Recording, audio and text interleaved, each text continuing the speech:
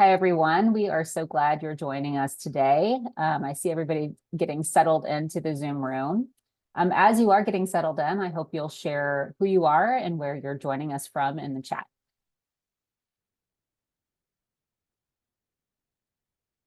I want to welcome you to today's program on disinformation, elections, and democracy. Thank you for making the time to be here with us for this very important topic. I'm Beth Francesco, Executive Director of the National Press Club Journalism Institute based in Washington, D.C. Our nonprofit organization provides training and support for journalists with the mission of powering journalism in the public interest. I'm thrilled to welcome you to this program today. And we want to say a big thank you to the Inasmuch Foundation for its financial support of this and other programs in our series focusing on journalism ethics in the age of disinformation. Before we get started, just a few notes. We have a closed captioning option available for you. If you're joining us on a desktop or laptop, you can enable this at any time by finding the live transcription button in the navigation menu, the bottom of your Zoom window. You'll just click show subtitle and the captioning will begin. We are recording this program and a link will be sent to you as well as included in our afternoon newsletter produced by the Institute. If you're not already subscribed, we'll put the link in the chat for you to do that now. This program is designed as a conversation, and we hope that you'll join in with your thoughts on the topics as our panelists raise them. Please share questions in the Q&A queue or in the chat. We recommend using the queue so that we don't get lost in the chat. We will be monitoring all the questions, and the panelists will respond to what they could get to later in the program. And now I want to turn this over to our excellent moderator today, Chad Lawrence, Editor-in-Chief of VoteBeat. Chad, take it away. Okay, thank you, Beth. And thanks for inviting me to help lead this conversation. It's an honor to be here to talk about a topic that is very important to us at VoteBeat as a newish news organization that is focused on voters and on election officials. So we know that, like a lot of American institutions, our election system is facing a crisis of trust. False claims and conspiracy theories, many of them originating from the 2020 election, have persisted and have evolved. And so the ultimate risk of this distrust is that a large segment of the country could again reject the outcome of the next election. That is why it's incumbent on those of us who provide the public with news and information, us journalists, to deliver the most relevant and urgent facts, and as always, to help our audiences separate truth from fiction and separate outrage from what really matters. These are the issues that we at VoteBeat engage with every day. So that's why I'm excited to explore the insights of the panelists we have with us today. 4 experts who have wrestled with these questions themselves and have valuable advice to help the journalism community tackle a serious threat to information integrity. So I'd like to introduce them all. We have with us today Tina Barton, a senior elections expert for the Committee for Safe and Secure Elections. We have Yael Eisenstadt, senior fellow at Cybersecurity for Democracy and a PEN America consultant. And we have Christine Fernando, a democracy reporter for the Associated Press, and Shira Frankel, a technology reporter for the New York Times. Thank you all for being here. We're so fortunate to have you joining us, and let's get this conversation started. We want to first start by talking about the election misinformation that is happening right now and why we are raising red flags about it during a crucial year. It's no surprise that in 2024, we again find ourselves surrounded by election misinformation and disinformation. Much of it is a few years old now, but has staying power. And some of it is new, or at least feels new. So let's get specific about this. Christine, I'd like to start with you. What are the prevalent strains of misinformation that you are seeing in local communities? Definitely. Thanks, Chad. There's the common misinformation narratives that we hear over and over about like mail-in voting, drop box security, late night ballot dumps, dead people or non-citizens voting, voting machines being rigged or not properly certified, suspicious spikes in vote totals. Those are kind of the ones that we see coming up over and over in different election cycles. But I'm also really concerned about misinformation specifically targeting communities of color and immigrant communities, something that I report on quite a bit.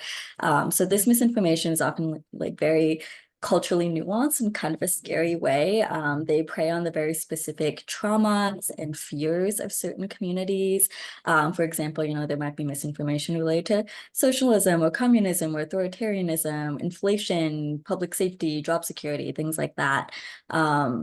In some cases, audio-based misinformation can be re-recorded in different Spanish accents. So it's like very, very hyper-specific to certain communities. And they take advantage of a lot of the language barriers we have, information gaps because of systemic barriers to access voting information. And for these communities that are building voting power, it's also a form of voter disenfranchisement and voter suppression as well. Another thing that's important to know is that, the social media habits within these communities can also be kind of different as well. For example, there's a lot of reliance on encrypted messaging apps like WhatsApp and WeChat that's really hard for fact checkers to track. And it also creates this false sense of intimacy and trust within these spaces that makes them more vulnerable to misinformation. A lot of these communities also rely on audio and video based forms like radio as well, which is also a lot more difficult to track and kind of stamp down on, especially when we have very limited mechanisms for tracking and monitoring and bringing forward misinformation in various other languages like Spanish, but Arabic, so many different languages here. So that's something that I've been looking at a lot that I'm really concerned about moving forward into 2024. I see. Thank you. Tina, let's go to you next, because there's an important distinction between the kind of misinformation that's directed at affecting voters' choices about candidates, focused on campaigns, but then there's the other brand of misinformation that affects voters' understandings of elections and the ones that election officials are particularly worried about. What kind of misinformation are you seeing on that front?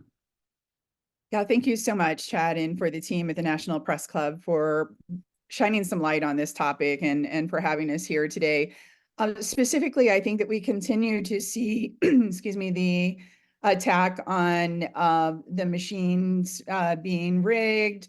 There continues to be individuals who are focusing on the machines being the problem, so demanding hand counts instead of using machines. So there's obviously that narrative that is still out there that is still pressuring a lot of local clerks, a lot of local communities to switch the way that they are counting votes prior to the election. We're also seeing misinformation, disinformation related to voter registration rolls and how those are maintained, how they are purged. There's information out there that is disinformation that dead people are going to be allowed to vote. There's also a narrative out there that individuals are being brought into the country as non-citizens and they're going to be allowed to register to vote and to vote in this election, and that they're being brought in intentionally. And so a lot of what election officials are dealing with, they're still dealing with the 2020 aftermath of all of the conspiracies around the machines and that those are rigged, or that the programming is set to a way to switch votes or whatever that might be. But there's still all the conspiracy around 2020. And then you have this new element that really has been brought in for this election cycle, as well as, with AI. So there are a lot of things I think that election officials are grappling with this election cycle that wasn't necessarily the main narrative before. But the overall umbrella narrative is that, it was stolen in 2020 and they're going to try and steal it again in 2024. So there's this pressure in this kind of this microscope on election officials that people believe that they buy into that they were part of whatever this conspiracy is, that they were part of the machine, if you will, that Americans are distrusting and are casting this doubt on, that they are part of the group. And what that has done has brought threatening environments to them. So the Brennan Center just put a report out today where we've seen 90% of election officials across the country have had to increase their security and security measures because of the things that they have endured over the last 4 years. This is not only in their work environments, but also in their personal and their home environment. So they're dealing with this. It's not only, again, just professional for them, this is coming over into their personal lives as well. And so I'm proud of the work that the Committee for Safe and Secure Elections is doing, and the elections group that I'm a part of, to help provide election officials information and resources to help combat this dis and misinformation that is out there. Very concerning. When you start to see it through an election official's eyes, you can see this misinformation carries a lot more power and more of a threat than just the way that it could confuse voters or raise doubts in their minds.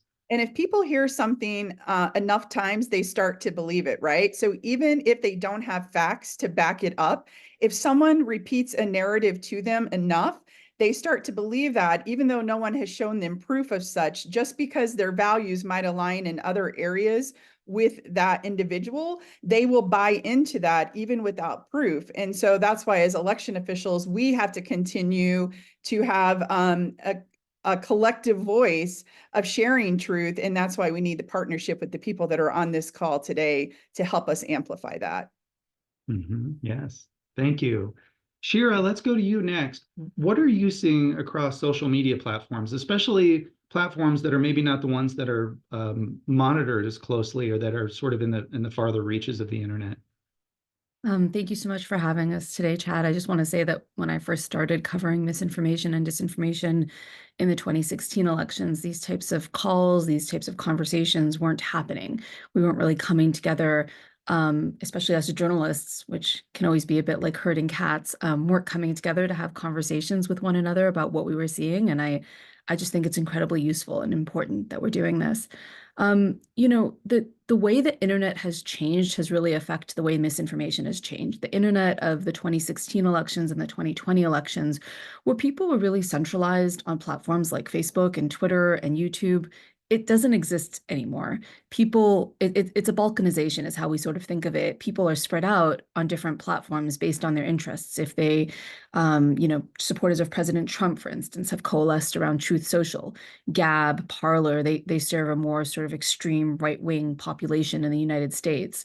People who are left-wing, they tend to want to be in very specific, I'm talking about the far fringes here of the left wing, they want to be on specific newsletters, or they want to be on specific Telegram chats. And so people are getting their sources of information from lots of different places. And that really creates a challenge for us as reporters, because misinformation, much like Christine described at the beginning of this call, misinformation is serving specific communities differently. It's more nuanced. It's more targeted at the individuals who are receiving it. So if you are, a Latino voter in the United States, you are getting misinformation that speaks to your concerns. You're getting it in voices that sound like your community. And as reporters, that's harder for us to find, right? Because if that misinformation is targeting an individual, community of 500 people in Nevada, that's much less likely to filter its way up to us, as at least for me as a national reporter, than when we used to see these kind of broad attempts at misinformation on Twitter that would reach millions of voters at the same time. And so we're really thinking about it differently at the New York Times. We're speaking a lot more with local officials. We're trying to reach out to sort of local campaigns because we're thinking that they're going to be at the forefront of seeing this. Oftentimes it's a very small individual campaign that's the first to spot it.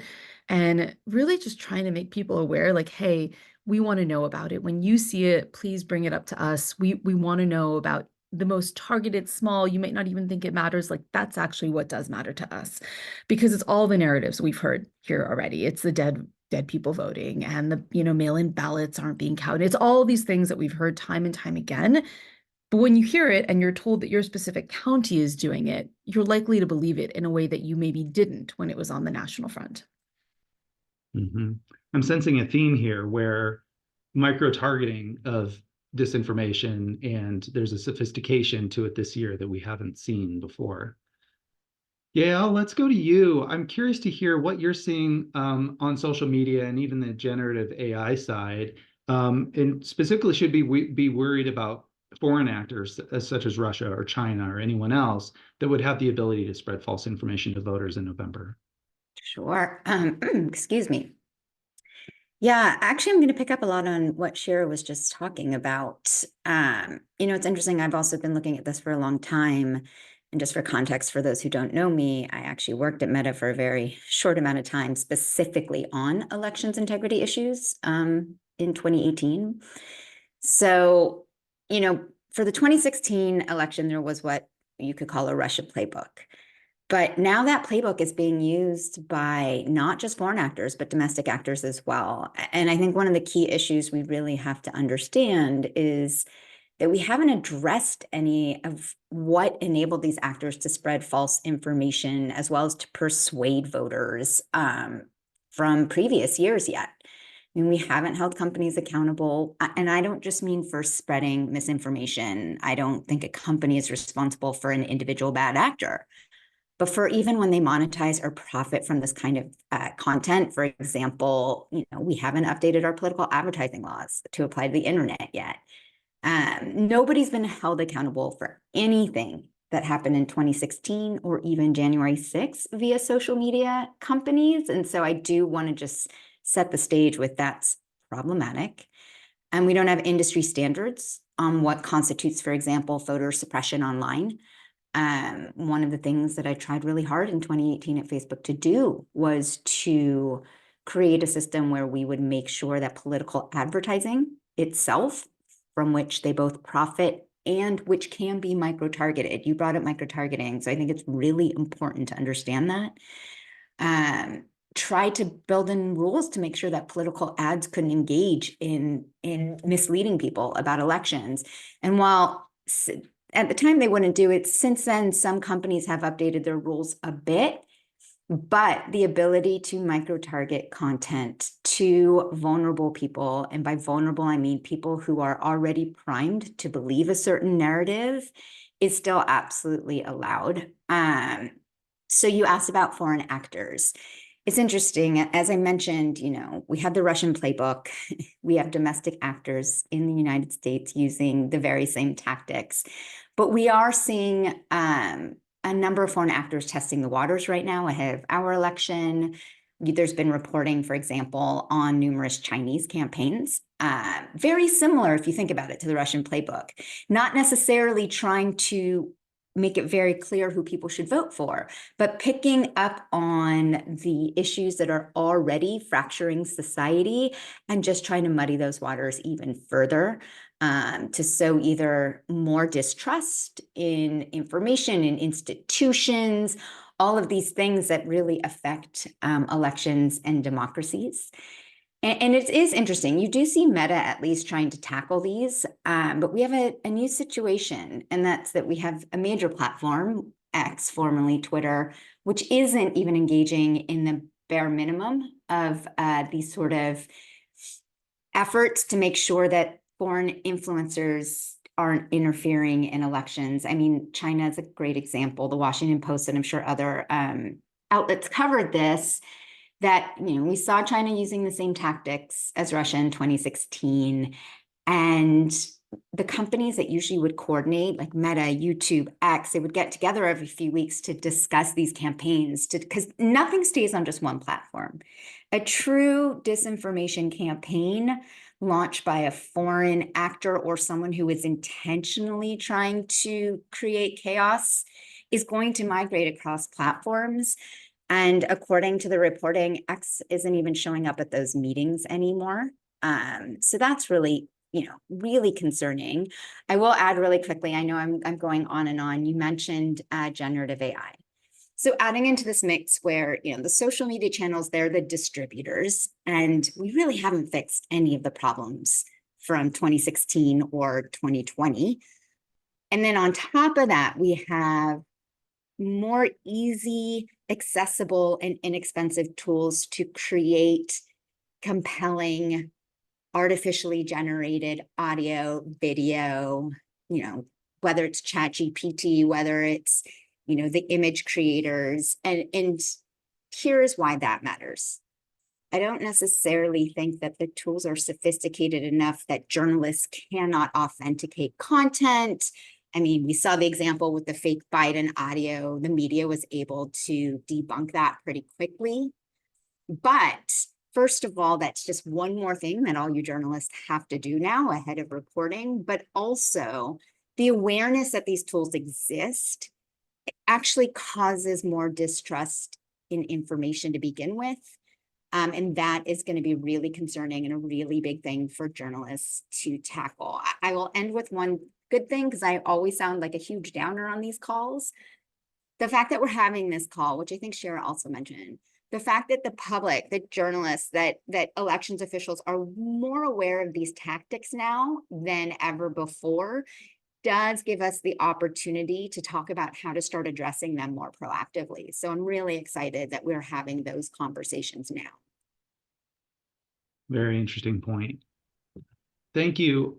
Next, let's get into practical tips for journalists. I would love to hear from each one of you. What is one tactic for identifying and surfacing rumors, a technique that a journalist can use to spot and combat this election misinformation? Christine, let's start with you. What have you seen? I feel like this could be an entire separate skills-based panel in itself. Yeah. So just like quick overview, I mean, I think get really comfortable using like basic Boolean search operators, combining Google search operators to track misinformation on various subjects.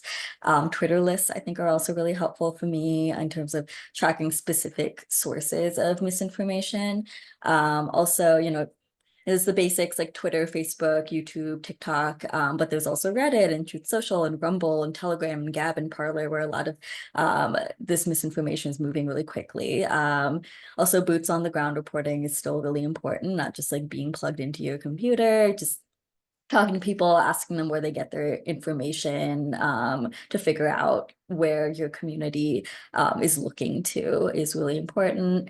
I think sourcing up with experts who track this, especially in your communities. Also, fact checkers who especially work in communities of color is something that I do quite a bit.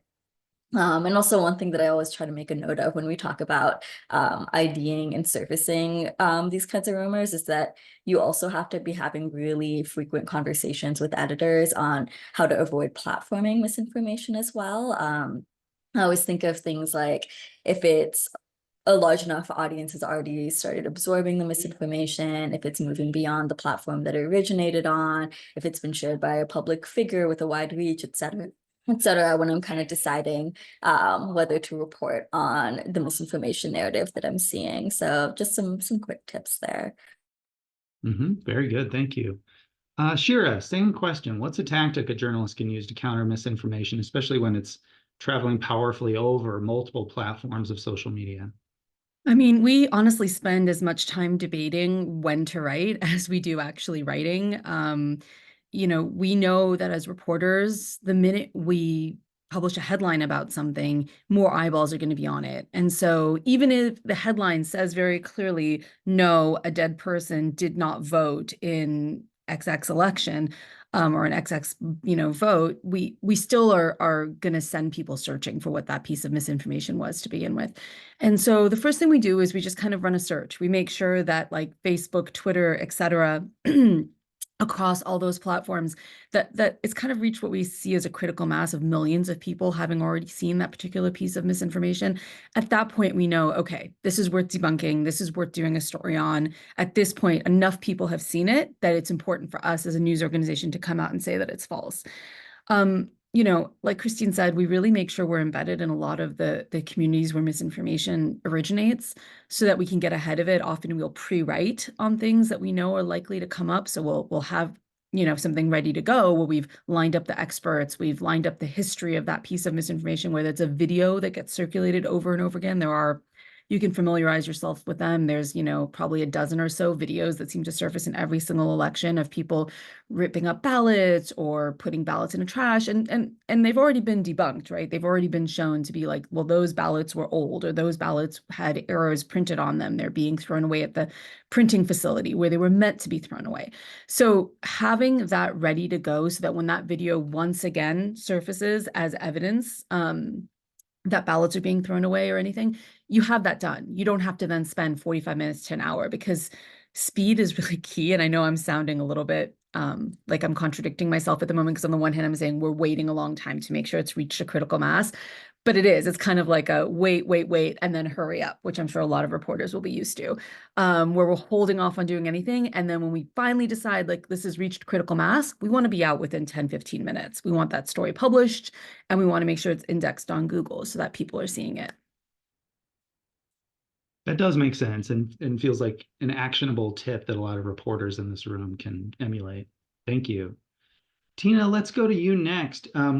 What advice from the world of election officials is useful for reporters as a tip and a technique that they can use to combat misinformation? Yeah, so I think for election officials, it's really important for people to know that integrity matters to them, truth matters to them, and trust matters to them. And in order to have all of those things, I think it's really important for journalists to establish relationships with election officials, to get to know them on especially their local level, so that they can that integrity in the process can then transfer over to integrity in the article and in the information. Not only getting to know them, getting to know the process too, understanding what terminology means. Our elections are complicated across this country. Terminology in one state it may not transfer over to terminology in another state. It may not mean exactly the same thing or the exact same process.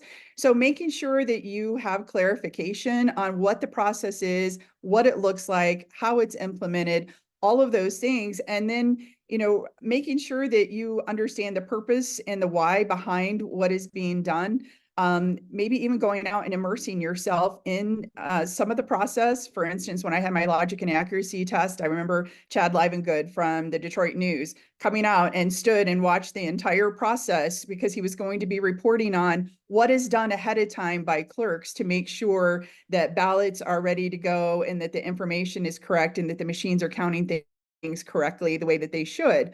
And so he immersed himself in that process. And so I think that there's this desire by local election officials to connect with the media and make sure that truth is being told and that facts are being provided. Most election officials don't have a public information officer, especially as you get down to the states like Michigan, Wisconsin, Maine, where it's more decentralized.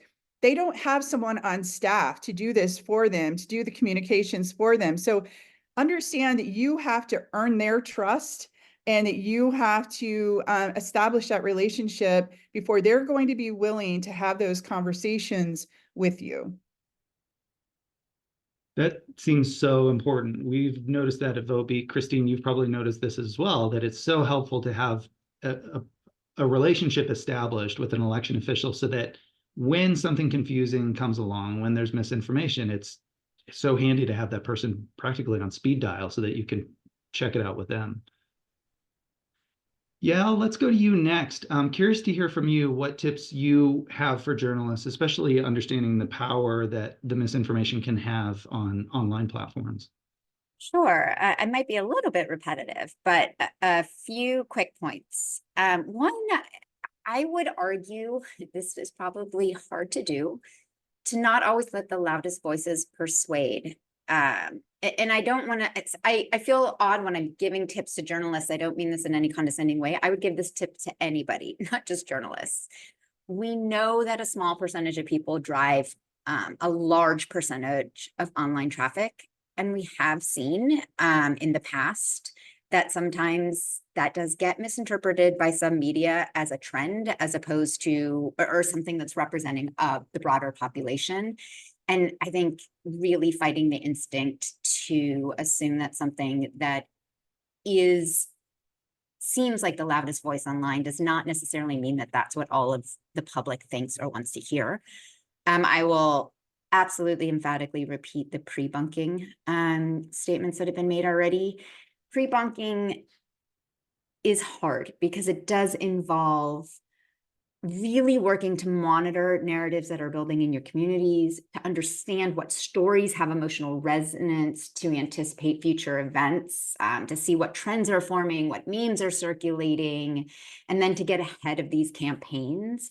But pre-bunking does, again, it's priming your audience to already have information at their fingertips when those narratives hit. And part of pre-bunking involves also bringing in experts, especially experts that are respected in the particular communities that you're trying to reach, to both help pre-bunk and to explain really complex situations. I think one of the things I would love to give as a tip is transparency, and especially when you get a story wrong. You know, Sharon mentioned that no matter what, you have to go out quickly. Like, you can do all the preparation in the world, but when a story hits, that is just the world we live in. You can't be the last journalist to write about it. But if you get a story wrong, and I've seen some of the chat here about the Hunter Biden laptop situation, being transparent about how and why you got it wrong builds trust. So I would argue as much transparency as possible is always helpful. And then again, I mentioned this a bit in the pre-bunking already, but putting things into context. And just for example, if you're reporting on a voting anomaly, right, which may actually happen, like there could be situations where there's a voting anomaly, but ensure you're putting it into context as something that is rare, not the norm, as opposed to just this terrible thing is happening in this district at this election. Always adding in that extra context, I think, is really helpful, because you should always be thinking how purveyors of mis and disinformation are going to use what you write to try to prove their point. So those, I think, would be some of my tips. Mhm. That feels so true. You know, to speak to Richard's point in the chat, we know that elections, because they are so complicated and because they happen in a real-time setting, they're not always perfect. Elections do have problems, things come up, and sometimes that's simply because a step went overlooked during a testing procedure. These things can be explained, but they don't necessarily mean that a voting machine has been hacked, or that we always go to the most extreme explanation of events. That's where journalists really come into play, to be able to explain things with clear understanding and often with expertise. Let's move to some audience questions. We have a really good question from about pre-bunking. I want to I'll read Sarah's question verbatim here. She says, one rule I've often heard is to not repeat the original falsehood in order not to amplify it. So how can we debunk that falsehood? What is the most effective way? And this is kind of part of that threading the needle on debunking and pre-bunking that I think you're referring to. Who would like to go first? This is kind of an open question as to who has the most experience with it. I'm happy to give a quick, I do not have the most experience with it because I am the person on this call who's not a journalist. But I will say that is absolutely true. I'm going to look at it from the viewpoint of, you don't want to repeat the lie, or if you know it is a lie, if it has been proven that it is disinformation, you certainly don't want to amplify it. And for the most simple reasons, you don't want to get that individual or that account more pickup on the algorithms, more pickup on social media. You don't want them to gain more followers.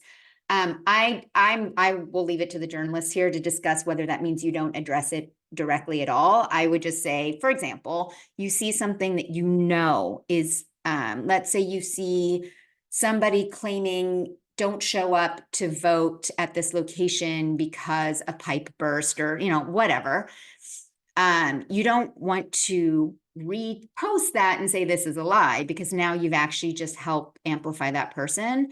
But do you want to screenshot it maybe and say, you know, for all those who are looking to vote, we have confirmed, you know, check in directly with your local official at this number, this site, to ensure that this is true. That is different than amplifying the message itself. But I'll leave it to the journalists, because they're going to have better tips than I do here. Yeah. Yeah, sure, please.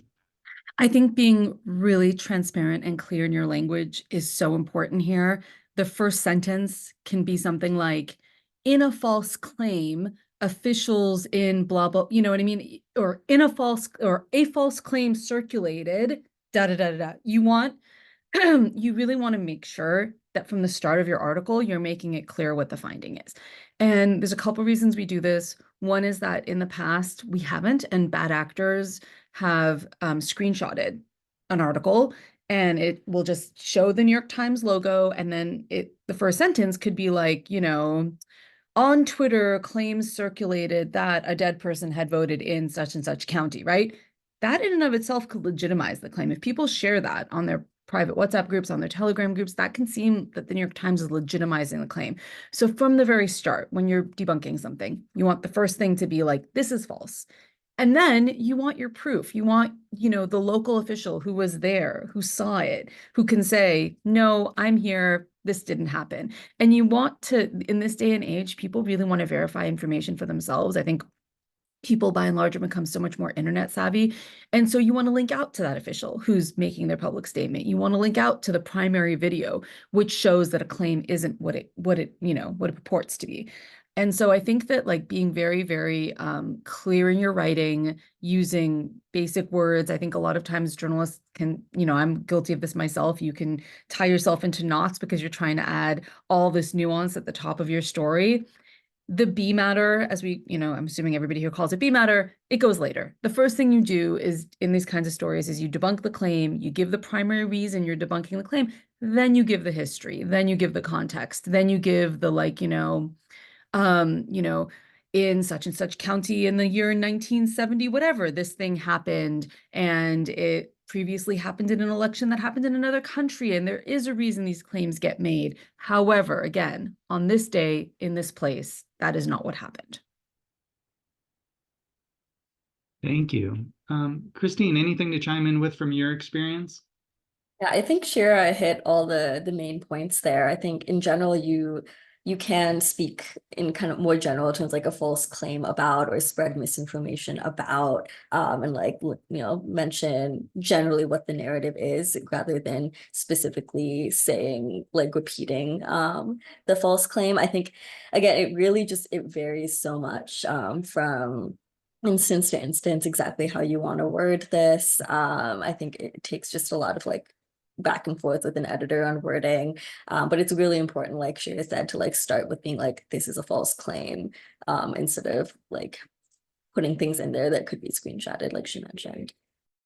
Not a journalist either, but I would like to just say that as you are approaching those events, and whether it is, that something has happened at a precinct, a false report of that you're making sure you're connecting with that local election official, and that you're using wording that they're hoping that you will use to relay the correct information about what has happened or where people are supposed to vote, or even if it is a real pipe burst that something actually did happen and the location did have to move, that you're working with them to make sure all the facts are correct, all the details are correct, and that you can amplify that out to as many people as possible, as quickly as possible, because you're going to have a reach that they do not personally have beyond their own network of who follows the city or the town or the county on Facebook or on social sites. So you're going to be able to reach a lot more people a lot quicker, and they need you in those times to be a voice for them and to carry their voice for them. Voice of truth, right? Thank you, Tina. Another question to put to the group. Have you seen, let's talk about success stories. Have you seen in media, or have you participated in a piece of journalism that was responding to misinformation and ended up being effective? What's a good example of where we've seen this work?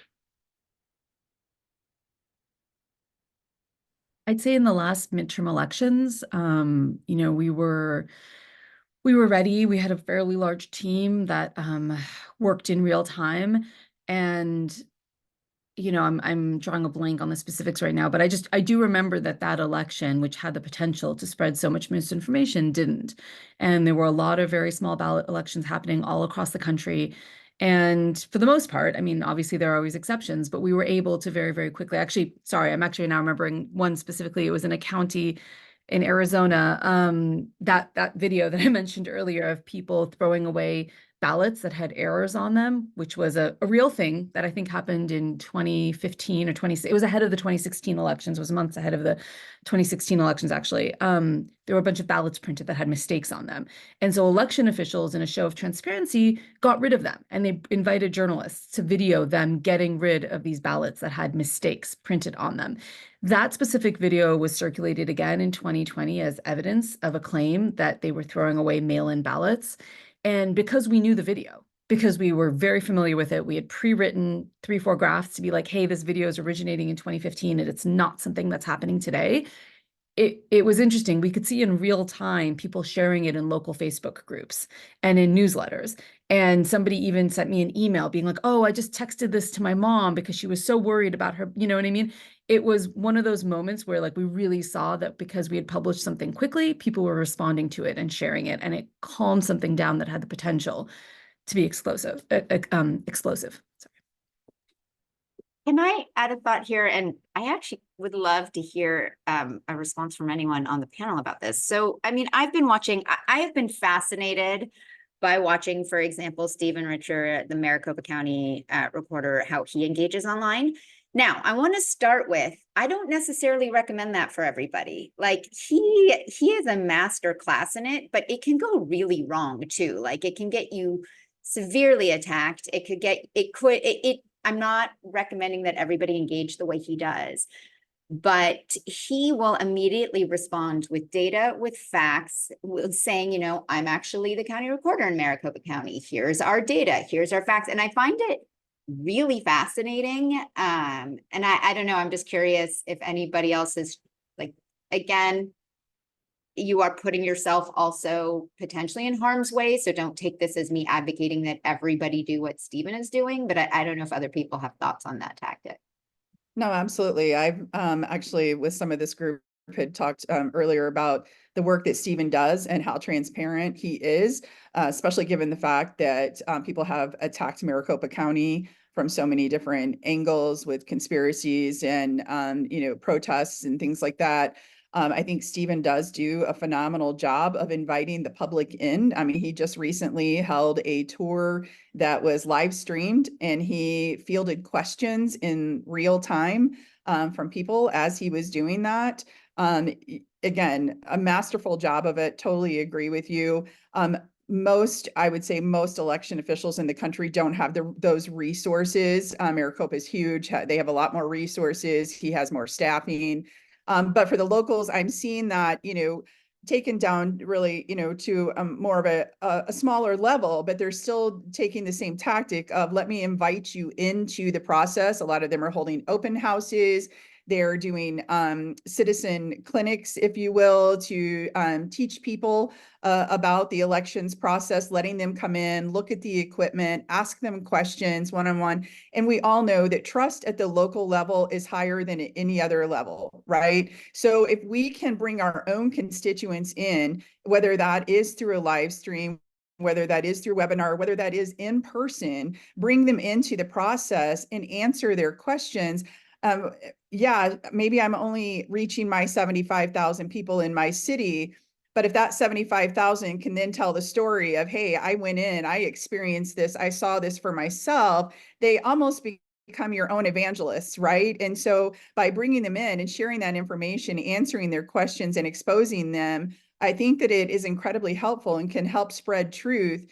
Not going to stop all of the other disinformation, but certainly let's work on this as, one soldier at a time, if you will, of converting them and getting them to understand and share that message. I think he is a one-man example of what works. It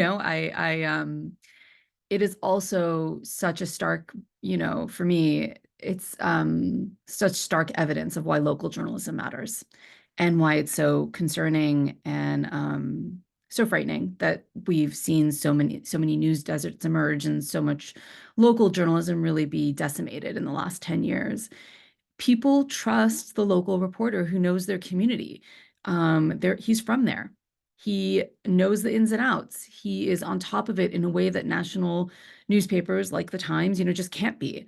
And his, I think, bravery in willing to be online in the way that he is publicly, batting down conspiracies and correcting misinformation. I think that's admirable. I don't, I can just speak for myself as a woman. I've gotten off Twitter. I really don't engage on social media much anymore at all because for me personally, it's become such a toxic thing. And so I really admire my colleagues that are out there and doing this in real time and having those and engaging with people. I hope one day we get a version of the internet back where I personally feel like I can be there in a safe place and not face the kind of, death threats and harassments I used to face. Right now that isn't the case. But I think if we do get back there, then that kind of real-time engagement of like, hey, I'm not some big bad, like, deep state plant that's here to trick you. I'm a human being who got into journalism because I think truth really matters. And because I think it's an important public service that's vital for our democracy. And so I'm going to tell you what I learned. I called up that election official. That's what they told me. I'm not passing that information on to you, because that's really what we do as journalists. We figure out the truth for people that don't have the time to do it themselves, and we deliver it in as plain as language as we can. And so I'm really hopeful more of us can do that. And in the meantime, I'm just very thankful to him. Yeah, and sure, you brought up a great point, flagging the fact that the majority of election officials in high percentages across this country are women. And so there is concern about safety the more that you publicly put yourself out there as an individual. There's already threats that are coming in. I myself was threatened. As election officials, the more exposure they get or the more public they make themselves, there is concern that it makes them more of a target. And again, we are highly a profession that's highly women. So definitely something to keep in mind and make sure that you're taking safety measures. I want to echo what Cher was talking about with like local journalists and also the grassroots efforts. I've seen a lot of efforts by, and there's like this one group that I followed around in Wisconsin for a bit of former Republican officials who are working to debunk some of these election-related conspiracies. They're working, hand in hand with local officials. I've talked to this really wonderful coalition of folks who've from the Latino community who've like organized around this as well. It's like this fact checkers, election officials, local media, local Spanish language media, all of them kind of working together to meet people where they are and talk to them about, where they're getting their news, like where better places to get their news might be. Like one organization I talked to hosted a rodeo where everyone came to listen to like music and see a rodeo, but they also, spoke about misinformation beforehand, and they registered people to vote and talked about why voting matters and all of that. So I think it's really important to also be paying attention to these grassroots efforts that are starting, because I think that's where a lot of the good work is happening, because it takes work over time that, like we've talked about, is very specific to certain communities, and they're the best place to understand how to go about doing that work. They understand the cultures of the communities that they're in, and they're just there. They're there doing the work day in and day out over time, because this is not something that someone who is an election denier is not going to read one story and be like, okay, I believe you. It takes a lot of work over time and a lot of building of trust. So I think that's happening in small scale, like every day, more so than it is in larger scale kind of ways. Excellent point. Thank you. Let's move on to our next topic about the holes in misinformation election coverage. What is not being covered, or what is undercovered and should be getting more attention as we lead up to November? And Tina, I think I'd like to start with you, because it's election officials who sort of get first wind of this misinformation. Sometimes they're hearing from it personally from voters who raise concerns or explain what they now believe. Is there any advice or any areas that journalists could turn to and focus on because of how they're cropping up in the election world? Yeah, certainly, as I mentioned earlier, I think one of the big concerns for election officials is this narrative that non-citizens will be voting. And so I think they really need someone to help amplify truth in about what the process is, the registration process, the vetting process, who's allowed to vote, not allowed to vote, what's required for voter registration. We saw, unfortunately, ERIC, which is an amazing organization, really take a lot of political pressure, and states pulled out for political reasons, when unfortunately they played a really really powerful role in keeping the voter rolls clean and making sure that we knew who lived in one state and who didn't live, in that state, who had moved, who had not moved.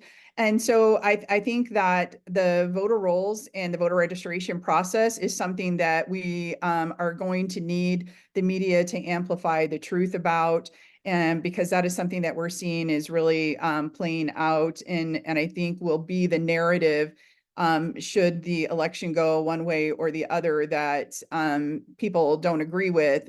They're going to point back to that because that is the narrative that I see developing right now. And so we need help with promoting exactly how the registration process works, exactly how the rolls are maintained and how they're purged and when and why.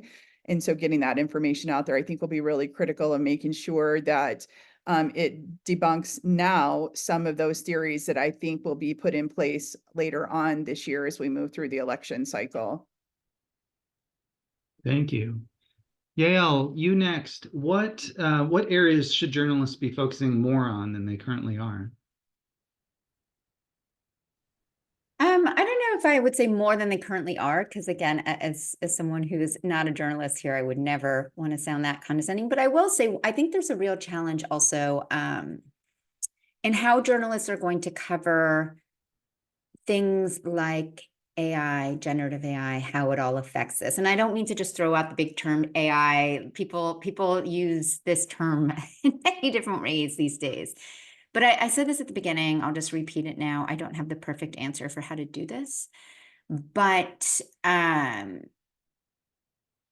one of my biggest fears, again, about, and now I'm speaking specifically about generative AI, again, things like synthetic audio, deep fakes. How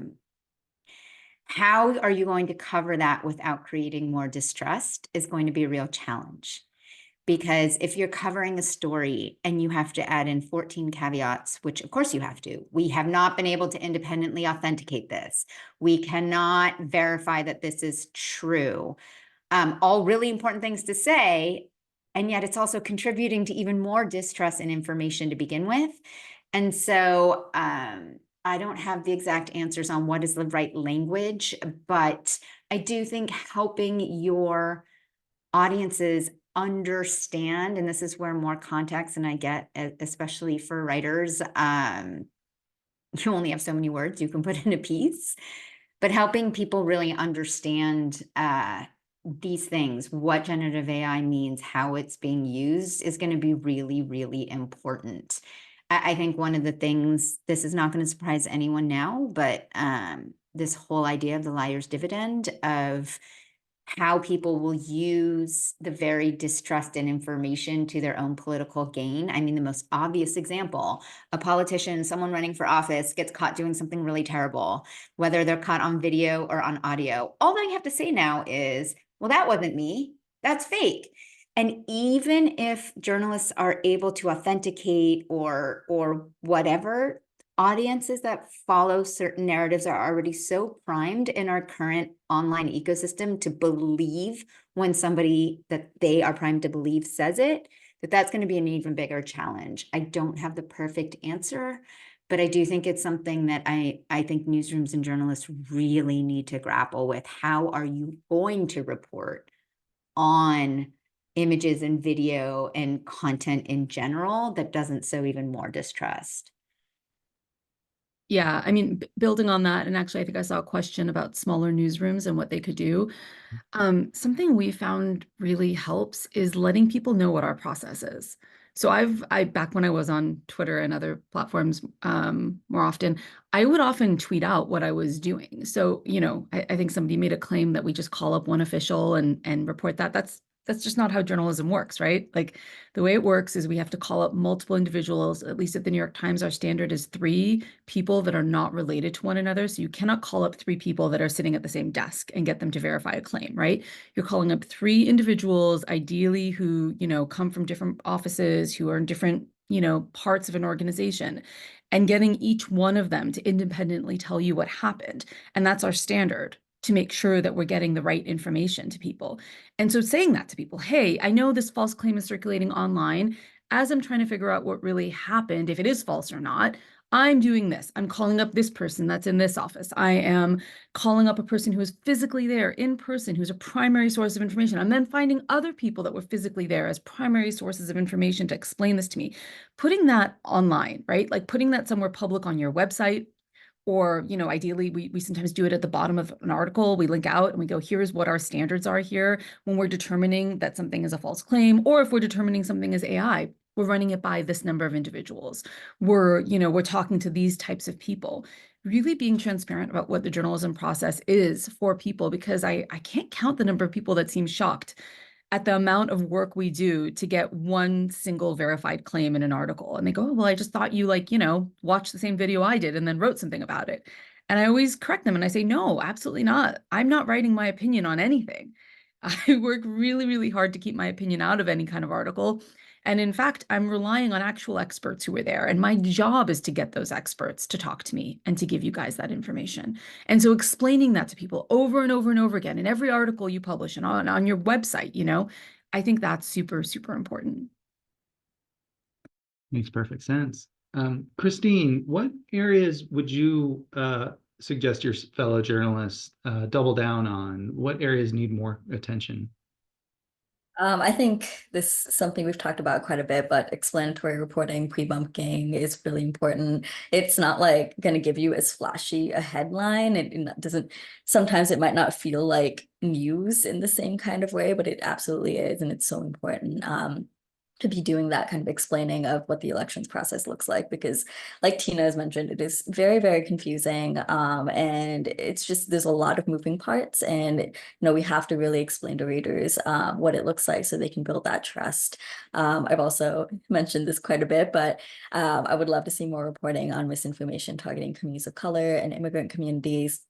I feel like we have this kind of image of what the typical person who's vulnerable to misinformation is, and that can really leave a lot of other people really vulnerable because we're not giving them the same amount of reporting. And how it works often is the more we report on something, the more the public sees as an issue, the more resources go into something. And so there aren't enough resources going into making sure that communities of color are being supported against misinformation. And that's like, it could have very scary after effects. So we just really need to be focusing more on that. Another thing that, I also do a lot of abortion rights coverage. So I look at the intersections between misinformation and other subjects that are kind of beyond just the basic elections process kind of misinformation that we see. So I've also covered a lot of misinformation related to campaigning, for example, around the Ohio abortion amendment last year. And that's also elections related. It also affects people's votes. And so people deserve to have the correct information before they go to that, turn in their ballot. So I think looking at misinformation is a multifaceted thing. It's not just like elections related information in terms of like mail-in ballots. There's so much else that goes into that you can kind of mine for stories as well. I see. Thank you. Next, we want to engage with a point that's coming up in the chat, which is a claim that public distrust is a correct reaction to a landscape of disinformation. And I would just love to get thoughts from the panel about whether that is true, whether that's what we expect in our information ecosystem. I always find conversations with psychologists, psychiatrists, people who study, human behavior to be really interesting, because something we've learned about the internet is that it really encourages people to kind of choose their own adventure, and it reinforces, whatever ideas they want reinforced. For the average person, going online is really a journey in finding information that speaks to them. And so something that we try to do as reporters is say, here's what we've uncovered, right? Like breaking away from the topic of elections for a moment here, like I recently have been largely reporting on events in Israel and Gaza for the last 6 months, and I've made several trips there, and I've worked with colleagues on the ground, both in Gaza and in Israel, and I've done a series of articles. I'm now going to be switching back to the elections, but I speak Hebrew and Arabic, and so you know, I was spending time there because I have language skills and because I could help. And it was really interesting to me to come back to the United States and to report out what I had found, only to have a number of people say, well, that's not what I read in my Telegram group, or here's evidence of a video I'm sending you. And I'd say, right, I see that video, and I'm telling you that video is from Syria circa 2015, and I'm showing you here this video that was filmed by a Palestinian person in Gaza. You know, there's multiple reasons I can explain to you why this video is from Gaza from the last 3 months, right? And what I found so fascinating was it didn't matter how much evidence I gave that this was a fact. If someone was already deeply invested in another narrative, it was very, very hard to get them to want to know, well, what was your finding? What was your thing? And I ultimately, as a reporter, just had to have a moment where I was like, you know what? We do the work we do. We try our best. We interview those primary sources of information that we know to be on the ground, right? And we hope that people, you know, people want to read it and form their own opinions, and that's fine. And if they want to read my article and say, well, I think that's trash and I don't want to believe any of it, ahlan wa sahlan, as they would say in Gaza, you know, like, it is what it is, and that's fine. And they can walk away and have, you know, their opinions. I think distrust in institutions is at an all-time high. I think there's good reason for distrust in some of our institutions. Historically, you know, I get it. And I can just hope that in time, people will see value in what we do, and that we as reporters, you know, have high standards and continue to have high standards and continue to be as transparent as we humanly can be, so that people want to put their trust in us. And yeah, that's kind of the only thing we can do going forward, I think. Well put. Thank you, Shira. Unfortunately, we do have to wrap up this invigorating conversation, but I want to thank you all, Tina, Yael, Christine, Shira, for this really thought-provoking discussion. I learned so much from you all, and I know our viewers did too. This work is never ending. We thank you and your organizations for all you do to build information literacy and trust in facts. It's so important. And thank you to all who participated here as well for the questions and the comments. Beth, how would you like to close things out? Hi, thank you so much. And thank you all for your incredible insight and the tips and some of the tools that you shared in doing your work. This was the final of 4 webinars on the topic of journalism ethics in the age of disinformation. This series was produced by the National Press Club Journalism Institute with the help of the Inasmuch Foundation. And we do have the recordings available for this and the 3 other programs on our website, pressclubinstitute.org, and we'll be sharing those resources with you by email. So if you'd like to keep the conversation going, we hope that you will. You'll have those tools and resources, and we will have more to come soon. We are so grateful again. Thank you all for being here, for the questions in the chat, and for your interest in the National Press Club Journalism Institute. We hope to see you again for another program soon. Thank you, and have a great day.